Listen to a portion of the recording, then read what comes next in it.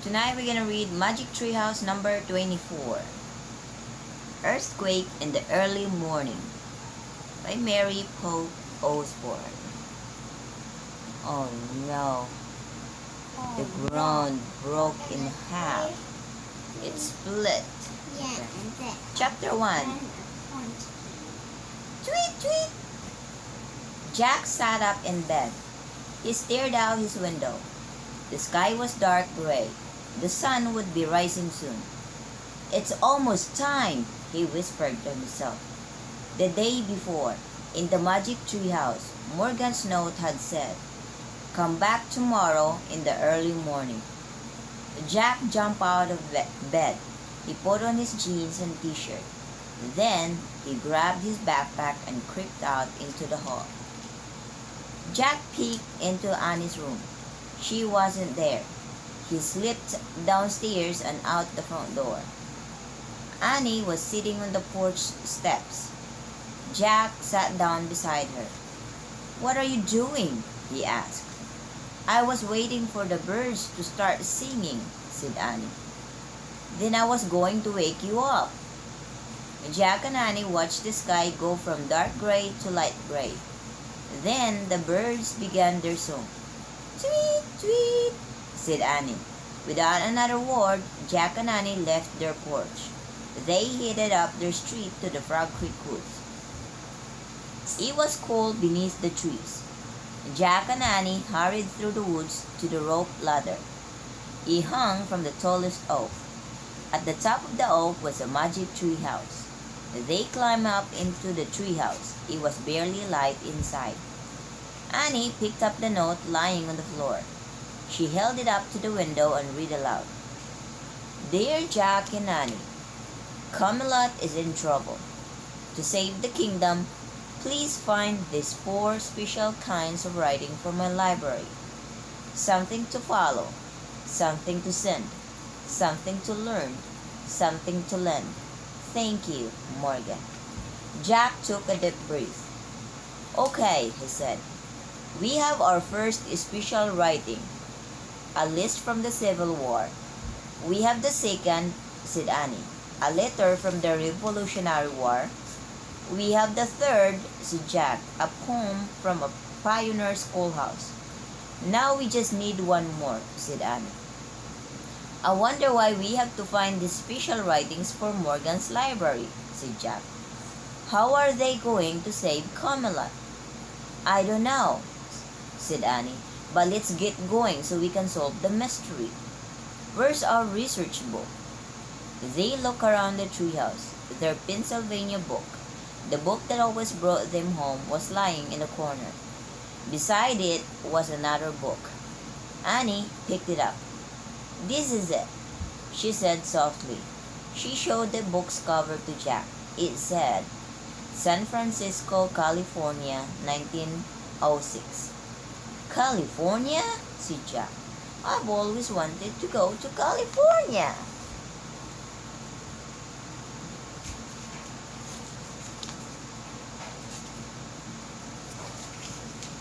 "Me too," said Annie. She laughed. "I guess I told Miss Neely the truth after all." "Yeah," said Jack, smiling. The magic trolls had taken them to a pioneer school in their last adventure. There, Annie had told the teacher, Miss Neely, that they were on their way to California. Annie pointed to the cover of the California book. "We really wish we could go there," she said. The wind started to blow. The treehouse started to spin. It spun faster and faster, then everything was still, absolutely still. Chapter 2. Thunder Under the Ground. Yeah. "Nice clothes," said Annie. Jack opened his eyes. Annie was wearing a blue and white dress with a big sailor collar and white stockings. Jack was wearing brown knee-length pants, a jacket, a cap, and a tie. His backpack had become a leather bag. He and Annie both wore short lace-up boots. A church bell started to ring. What is the water bag? See? Of the bag. Annie looks so cute. Yeah. Gong, gong, gong, gong, gong. take a break? It rang 5 times. Let me talk then. It rang 5 times, said Jack. It must be 5 in the morning. Yeah, said Annie. She was looking out the window. Jack looked with her. So I could watch my The show. early morning air felt fresh and cool. The treehouse had landed in a tree at the bottom of a hill. Painted wooden houses and gas lights lined the quiet cobblestone street. A trolley car moved along the tracks up the street. It rounded the top of the hill and disappeared. Tall buildings towered farther off. The sun was behind them, making pink streaks in the blue sky. They're in California in year 1906. It's really pretty here, said Annie. Yeah, said Jack. He opened the research book and read. On Wednesday, April 18, 1906, San Francisco was the biggest city on the west coast of the United States. It had a population of 500,000 people. It was also one of the loveliest cities in the country. Jack pulled out his notebook. He wrote, San Francisco, April 18, 1906, biggest city in the West, lovely. Let's go, Annie said impatiently. Jack looked back at the book. He wanted to learn more. Now, said Annie. She took the book and notebook away from him and put them into his leather bag. Let's not waste any more time. Annie left the treehouse. Doing research is not wasting time, Jack called after her. But he slung his bag over his shoulder and followed Annie down the rope ladder. When they had both stepped onto the grass, Jack looked around. Where to? He said. Anywhere, said Annie. Let's just explore and see the sights. We can be tourists. Okay, said Jack. But don't forget, we have to find the writing for Morgan's library. They started up the cobblestone street. As they walked up the step hill, the sun rose above the tall buildings. The early light turned everything to gold, stones, street lamps, and the glass windows of the silent houses. It's so quiet and peaceful, said Annie. Yeah, everyone must still be sleeping, said Jack. Suddenly, out of the quiet came a deep rumbling noise. Jack stopped. He grabbed Annie's arm. What's that? He said. The noise got louder. It sounded like thunder coming from under the ground. The earth started shaking.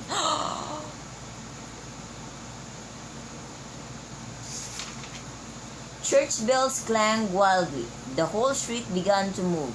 Where is everybody? In their house. It's still early in the morning. The cobblestone rolled like waves in the ocean. What's happening? Annie cried. Chimneys fell off roofs. Gas lights toppled over. Bricks crashed to the street. Get down! Shouted Annie. Cover your head! Jack and Annie crouched on the ground with their arms over their head. All around them was rumbling, clanging, crashing, and breaking. Then the world grew still. The rumbling stopped. Jack and Annie raised their heads. The air was filled with dust. It's over, said Jack. That must have been an earthquake, said Annie. I think so, Jack agreed. I guess I should have let you do a little more research in this place, Annie said. Yeah, probably, said Jack. Except I don't know exactly what we could have done. Jack slowly stood up. His legs felt wobbly. As he brushed off his pants, the deep rumbling came again, louder than before. Then the terrible shaking started. It was even harder than before. Jack was hurled to the ground. The earth trembled and quaked. Jack bounced against the hard cobblestones. Annie! He cried. He tried to stand but fell again. Through the dusty air, he saw the tall buildings swaying against the sky. Roofs were caving in. Up and down the street, bricks, glass, and concrete showered down. It seemed like a long time before the dreadful noise and shaking finally stopped. Chapter 3 The Great Shake. A cloud of dust billowed around Jack. He could hardly breathe. He couldn't see, but he could hear Annie coughing. Jack opened his mouth to call to her, but dust filled his throat. Jack! Between coughs. Annie shouted his name. Jack! I'm here, he said hoarsely. I think I'm in trouble, she said. Jack tried to sit up. He hurt all over. His clothes were ripped and covered with dirt. His cap was gone. Where are you? He called. Here, said Annie. Jack started to stand, but he fell down again. His legs were like rubber. Where? He repeated. Jack leaned his glasses, then looked around, but he still couldn't see Annie through the thick haze of dust. I fell into the ground, said Annie. Jack rolled in the direction of Annie's voice. Keep talking, he said. Here, she coughed. Here! Jack felt a ledge with his hand. He looked down into a huge crack in the street. Through the dust, he could see Annie right below him. You found me, she said between coughs. I'll pull you out, said Jack. He grabbed Annie's hands. He tried to pull her out of the crack, but she was too heavy. I can't do it, he said. Bring me something to stand on, Annie said. Maybe I can get out by myself. Jack stood up and stumbled away from the crack. He gathered an armload of bricks. Then he went back to the crack and handed them down to Annie one by one. Annie carefully stacked the bricks on top of each other. I need more, she said. Jack ran to get more bricks. He was afraid there'd be another earthquake and the crack would close. With Annie inside, he handed the bricks down to her. Oh. Annie fell down in the crack. Jack helped her stand. Hurry, he said. I'm hurrying, she said. At last, Annie finished stacking the bricks. She stood on the stack with her bare hands. She slowly pulled herself up. Jack helped her stand. She was covered with dirt. Her stockings were torn. Her knees were skinned. Are you hurt? Mom, Jack asked. You know what? She looked like she's already in the earthquake. She was in the crack. That looks like. Yeah, that. the earthquake could break the road or the ground in half. So if she doesn't hold, she'll be dropping in the earthquake. The earthquake caused the ground to break open, split in half. So Her stockings. So if you by accident go in the split in half. You gotta get out before another earthquake come and you get swallowed by the hole. So if you go in the earthquake and you get hit by the brick, you die? Yeah, you could. Are you hurt? Jack asked. A little scrape, said Annie. How about you? A little shaky, said Jack. Actually, he was very shaky. Me too, said Annie. I think San Francisco just had a really huge earthquake, Jack said. He coughed. His throat was clogged with dust. Annie coughed too. What's the book say? She said. Jack pulled his research book out of his leather bag. His hands were trembling. He could hardly turn the pages. I'll find it, said Annie. She took the book from him and found a picture of a torn-up street. She read aloud. At 5:13 a.m. on April 18, 1906, the people of San Francisco were shaken awake by one of the biggest earthquakes the United States has ever known. Some called it the Great Shake. No wonder we feel shaky, said Jack. I wonder if a lot of people got hurt, said Annie. They looked around. Through the dust-filled air, families were stumbling out of their crumbling houses. They all were barefoot and still wore their night clothes. So that's 5:14 a.m. Yep. Some babies and small children were crying, but strangely the grown-ups were silent. They just stared at the torn-up street and crumbling houses. Everyone must be in shock, said Annie. I know how they feel, said Jack. He gazed at the rubble all around them. He didn't know what to do. He couldn't think clearly. Annie looked at the book again. She read aloud. Just after the earthquake, broken chimneys, stoves, and lamps caused terrible fires. The fires raged for 3 days, nearly destroying all of San Francisco. Over 28,000 buildings burned down. That's terrible, breathed Jack. In the distance, a cloud of black smoke was rolling through the sky. The fires are starting, said Annie. What? Chapter 4. What's the story? Maybe we should leave, Jack said in a panic. He wanted to get out of San Francisco before the fire spread. We can't, said Annie. We have to find our special writing for Morgan's library. Something to lean. Let's find it fast, said Jack. He and Annie started walking through the rubble. They stepped over piles of bricks, chunks of concrete, and broken glasses. They passed fallen lamps and twisted trolley car tracks. So now the people in the building are gonna fall down and tracks. They have to get out their house because the fire gonna start soon. They passed fallen lamps and twisted trolley car tracks. They saw houses leaning to one side and people hauling their things out to the street. "We can't worry about our mission now," Annie said. "We have to help." "Help how?" said Jack. He was so shaky he didn't think he could be much help to anyone. "What about them?" said Annie. She pointed to some men frantically dragging bags out of a building and piling them into a horse-drawn wagon. Annie ran over to the wagon. "What are you doing?" she asked the men. "We're trying to get these bank bags down to the harbor," said the wagon driver, "so a boat can take them out into the bay." "Why?" asked Jack. "So we can save everyone's money from the fires," the man said. He pointed at the sky. The cloud of smoke was growing bigger and blacker. "Can we help?" asked Annie. "We're done," said the driver. "You kids run home to your parents, then get out of the city."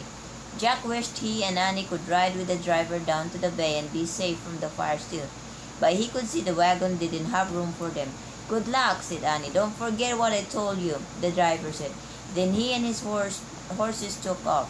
The wagon turned onto the main street and disappeared over the hill. "I wonder who we can help," said Annie. Jack took a deep breath. "I don't know," he said. "Maybe I'll take some notes." Jack pulled out his notebook. In wobbly handwriting he wrote, "Bank, money, wagon to bay, then boat." "Hey, what's the story?" a woman asked. Her voice sounded urgent. Jack looked up. A man and a woman stood in front of them. The woman wore a long dress and carried a notebook. The man wore a suit. He carried a big camera and a three-legged stand. "What story?" said Annie. "The story with the bank." "My name's Betty. I'm a reporter," said the woman. "For television?" asked Annie. "What's that?" said Betty. "Never mind," said Jack. He whispered quickly to Annie. "She's a newspaper reporter. TV hasn't been invented yet." "Whoops," said Annie. "So what's the story with the wagon that just left the bank?" Betty asked Jack and Annie. Jack looked down at his notebook. "They're going to save the money by taking it to the bay and putting it on a boat," he said. "Good reporting work, Sonny," she said. "Get a picture of the bank, Fred." The photographer set his camera on the stand. He pulled his head under a black curtain and took a picture. "Got it," said Fred. As the photographer packed up his equipment, Betty turned to Jack and Annie. "Go home and get your parents, kids," she said. "Fires are burning out of control." "We know," said Annie. "By the end of 3 days, the fires will burn down nearly all of San Francisco." Betty looked curious. "How do you know that?" she asked. "She's just guessing," Jess said quickly. "Pretty gloomy guess," said Betty. "Tell your folks not to catch the ferry. Thousands are crowding into the ferry building. Go to the Golden Gate Park." "Thanks for the tip," said Annie. "Thanks for the story," said Betty. Then she and Fred hurried away. Jack and Annie looked around. Now many people seemed to be fleeing their homes. Some were going up the hill, some were going down. Oh, did I show first reporter? And the cameraman. That's Betty.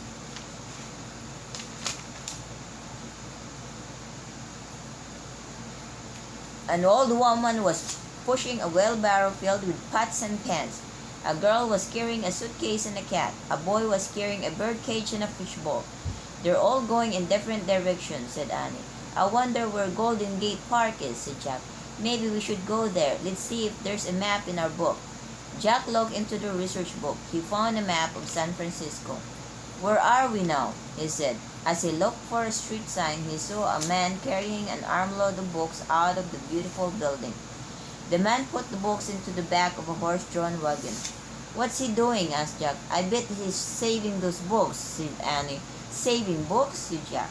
He loved books. For a moment, Jack forgot his fears. He forgot about trying to save himself. "We'd better help," he said. "Come on."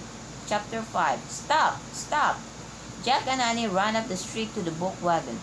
The man was carefully stacking the books in the back of the wagon. He was covered with dust and his glasses were cracked. "Hey, what's the story?" Annie asked the man. Jack couldn't help smiling. Annie sounded just like the newspaper reporter. "I'm moving all the rare books to the pavilion," the man said. "Can we help?" asked Jack. "Sure, there are only a few left by the door," said the man. "Grab them. Hurry. The fires on Market Street will soon be blowing this way."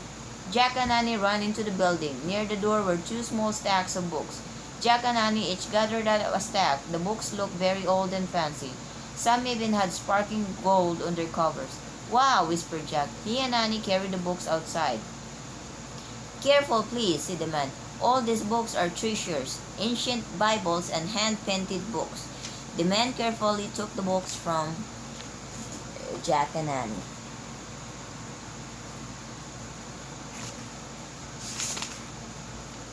Arms and put them in the back of the wagon. Thanks, he said, pushing his hat back. Run home now. The fires will be here soon. As the horses started up the hill, Annie waved and shouted, Good luck! I bet he was the librarian, said Jack. He opened his research book. He looked for a photograph of the building that had the books. Here it is, he said. He read aloud.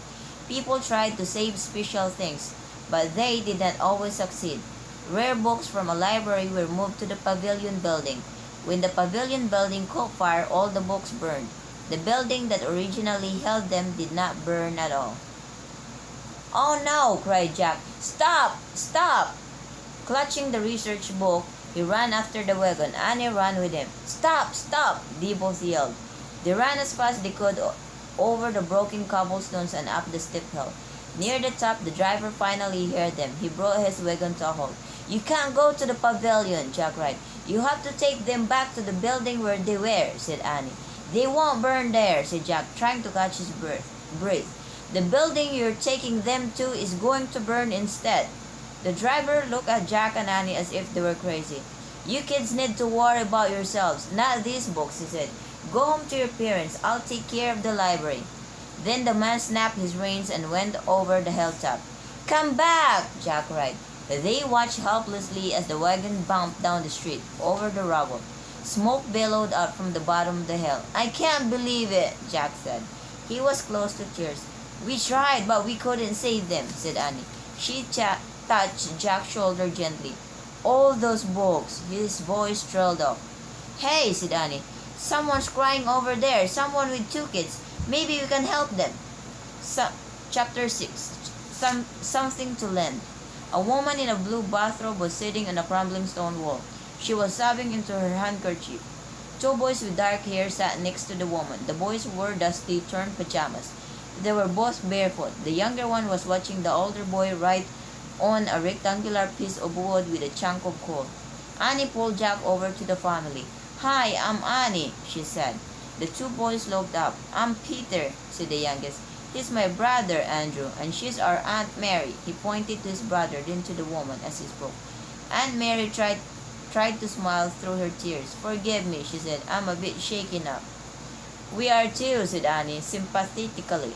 The house caught fire, Peter said. We escaped, said Andrew. But we lost most of our things. We've lost our shoes, said Peter. Jack and Annie looked at the boys' bare feet. They were cut and bleeding.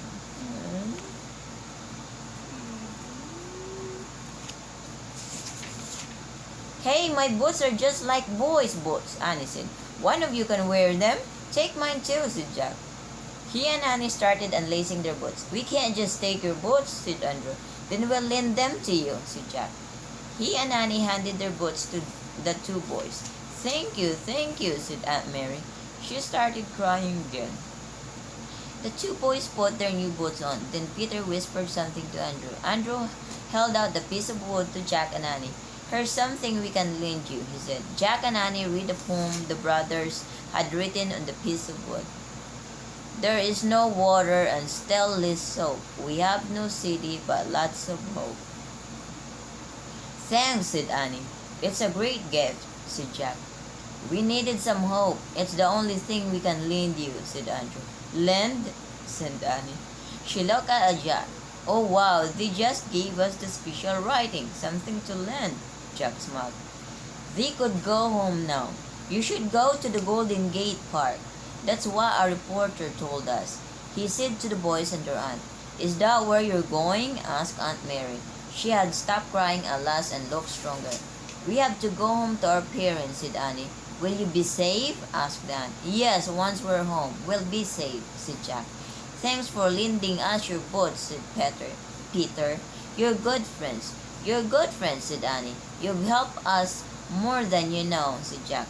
Be careful, said Aunt Mary. We will, said Jack and Annie. They waved as their new friends headed off to the park.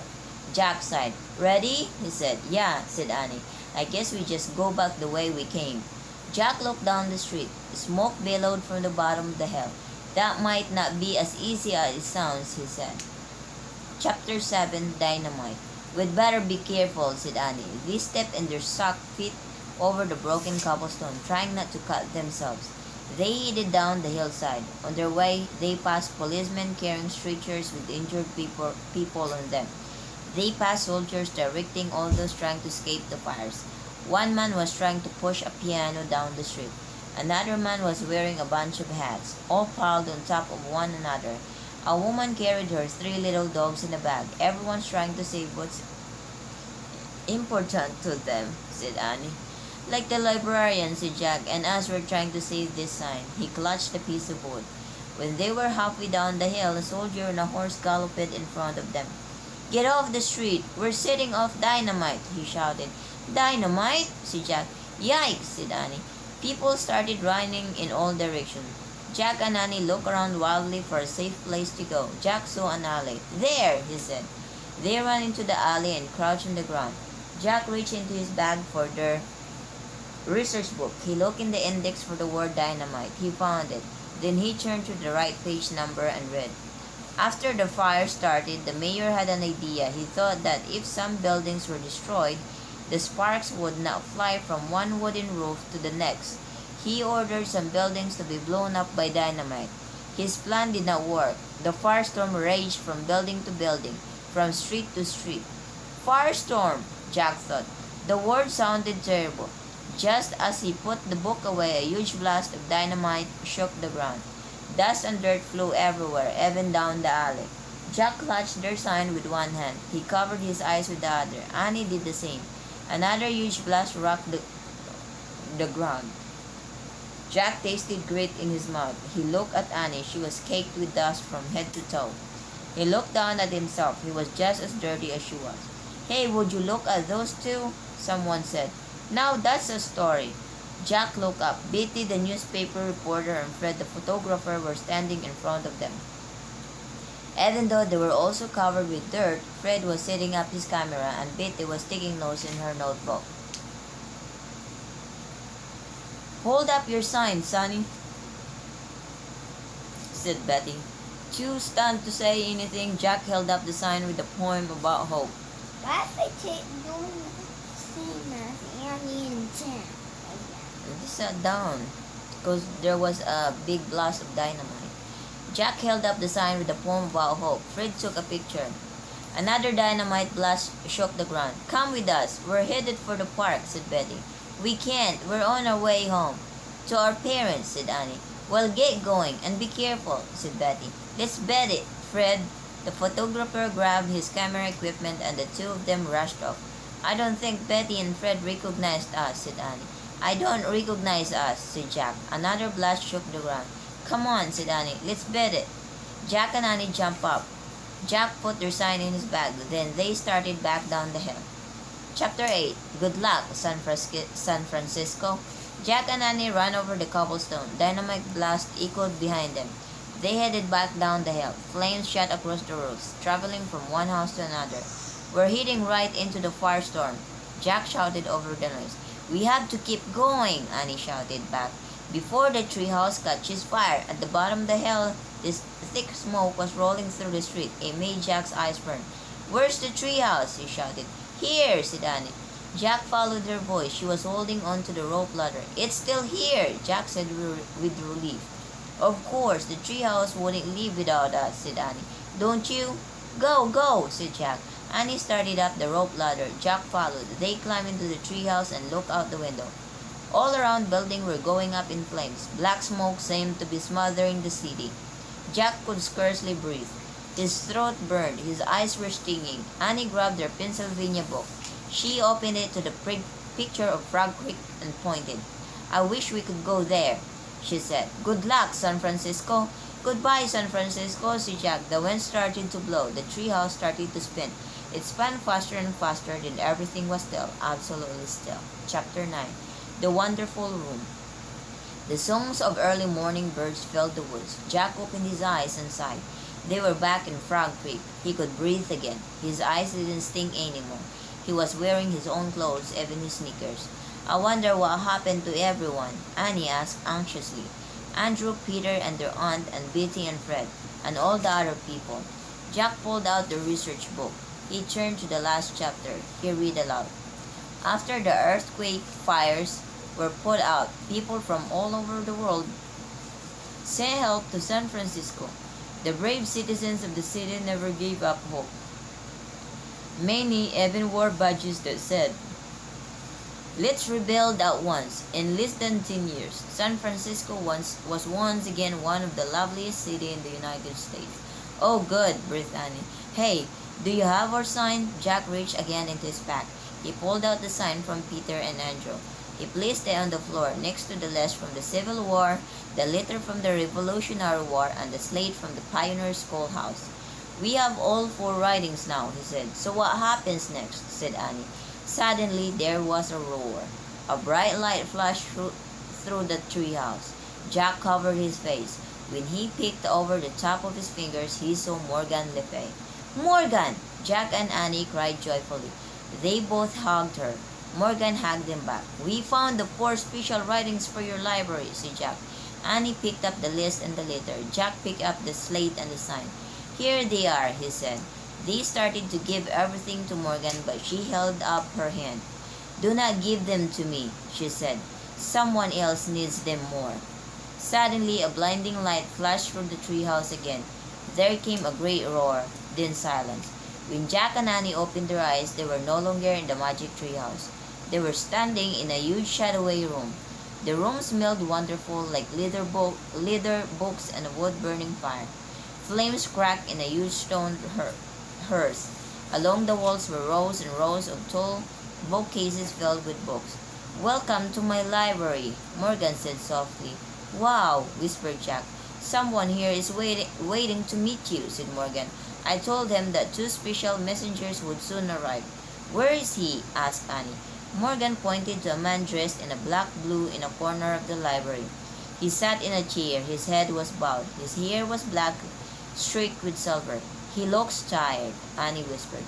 "Yes, he and his knights have been defeated," Morgan said quietly. "He has given up all hope for his kingdom." "How can we help him?" asked Annie. Morgan looked down at the special writings that Jack and Annie held. "Would it help if we showed him these?" Jack asked. Morgan smiled. "Come on, let's show him," said Annie. They crossed the room and knelt before the tired-looking man. "Excuse me," Annie said. The man looked up. He had sad gray eyes. "Where's Morgan messengers?" "We've come to help," said Jack. The man shook his head. "I don't understand," he said in a deep, tired voice. "You are children. How can you help?"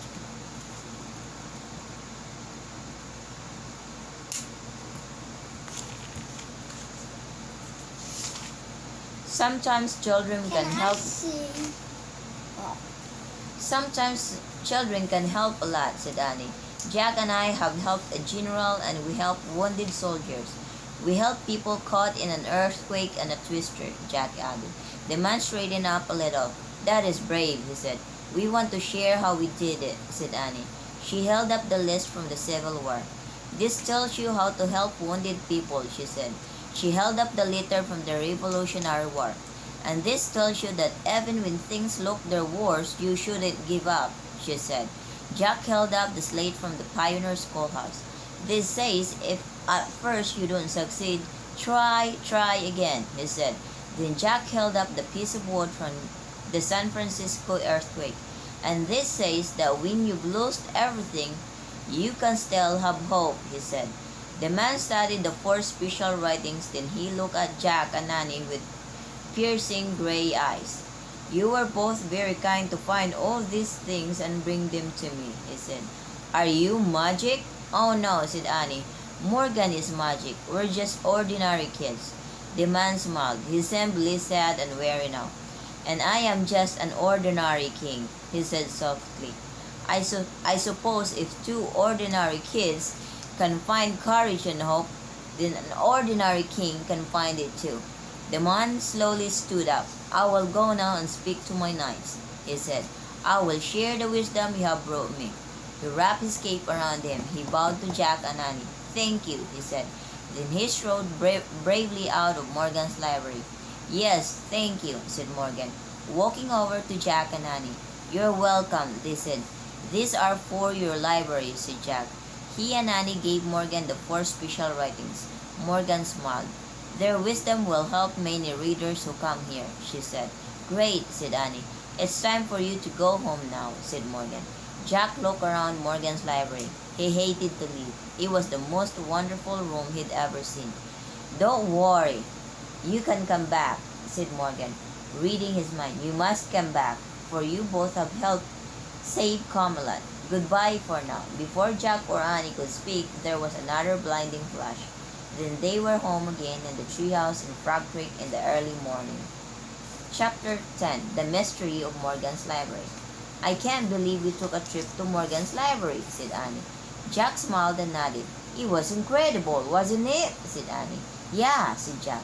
A strong breeze gusted through the treehouse window. It blew open the research book about San Francisco. Annie reached for the book. Jack, she said, look at this. She pointed to a photograph in the research book. It showed a boy and a girl covered with dirt. The boy held the sign. It was the poem about hope. Annie read the caption aloud. After the earthquake, while fires raged through the city, 2 brave children tried to give hope to others. There is no water and still is soap. We have no city but lots of hope. Annie laughed. Oh, let me show you the picture. It's I saw Jack, the rabbit. it's Jack and Annie I holding the saw sign. the rabbit. Annie laughed. Those brave children are us, she said. That's the picture Fred took us before we left San Francisco. Jack laughed and shook his head with amazement. Annie closed the book. I guess we are 2 brave kids who tried to give hope, she said. We just gave some to King Arthur, didn't we? King Arthur? said Jack. Yeah, said Annie. She started down the rope ladder. That was the mystery of Morgan's library. We had to give 4 special writings to King Arthur so he could give his hope and courage back and save Camelot. That wasn't King Arthur, said Jack. He threw in his pack and followed Annie. Sure he was, said Annie, stepping onto the ground. Didn't you hear him say, I'm just an ordinary king? Get it? King? But King Arthur's not an ordinary king, said Jack. Well, he thinks so, said Annie. I know it was him. I feel it. She smiled. Then she started through the Frog Creek woods. Jack stared after her. King Arthur! As birdsong filled the early morning woods, Jack thought about their visit to Morgan's library. He remembered the sad king and how their writing seemed to give him strength. Maybe Annie was right. Maybe they really had helped King Arthur save Camelot. And maybe someday they would go back. Hurry, Jack, Annie called. Before Mom and Dad wake up. Coming, Jack shouted. And he took off after her, running for home finally. The end. Good night.